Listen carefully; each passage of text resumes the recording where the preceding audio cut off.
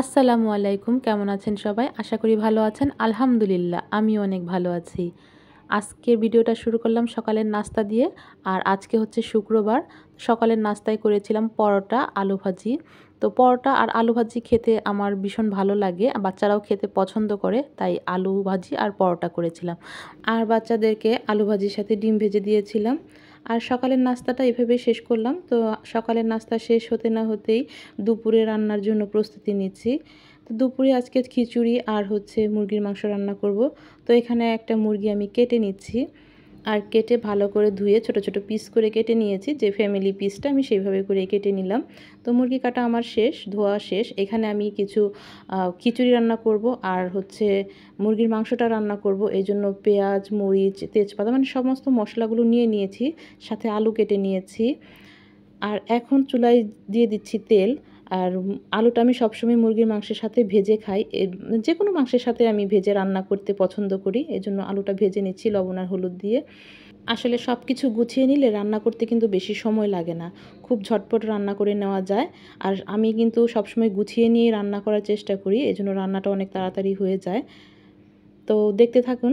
আমি যেভাবে age usual মানে মুরগি রান্না করে সেইভাবেই রান্না করছি। এখানে ভিন্নতা কোনো কিছু নেই।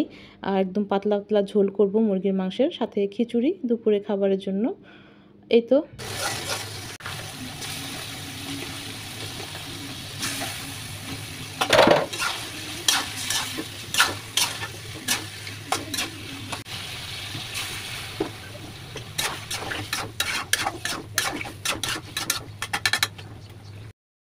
আর এখন মুরগিটাকে আমি পাশের চুলায় দিয়ে এইখানে আমি চাল আর ডাল ধুয়ে নিয়েছি। এখানে মসুর ডাল আর চাল খিচুড়ি রান্না করার জন্য পেঁয়াজ, মরিচ, আদা, রসুন সমস্ত রকম মশলা দিয়ে আমি খিচুড়িটাও বসিয়ে দিচ্ছি।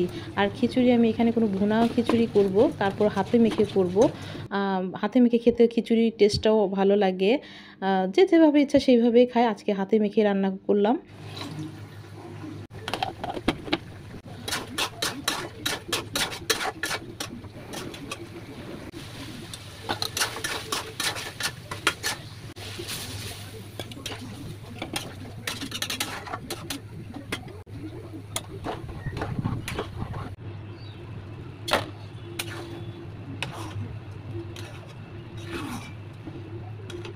এই তো খিচুড়ি কমপ্লিট, মানে রান্না কমপ্লিট। খিচুড়ি আর মুরগির মাংস রান্না কমপ্লিট।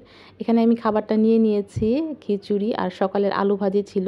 আর মুরগির মাংসের পাতলা ঝোল, লেবু, পেঁয়াজ, কাঁচামরিচ আর এখানে শসা টমেটো দিয়ে সালাদ করে নিয়েছি। এই ছিল আজকে দুপুর সকাল মিলে একটা ভিডিও। আর আপনারা কে কী রান্না করেছেন, কী খেয়েছেন অবশ্যই কমেন্টসে জানাবেন। ভালো থাকবেন, সুস্থ থাকবেন। আল্লাহ হাফেজ।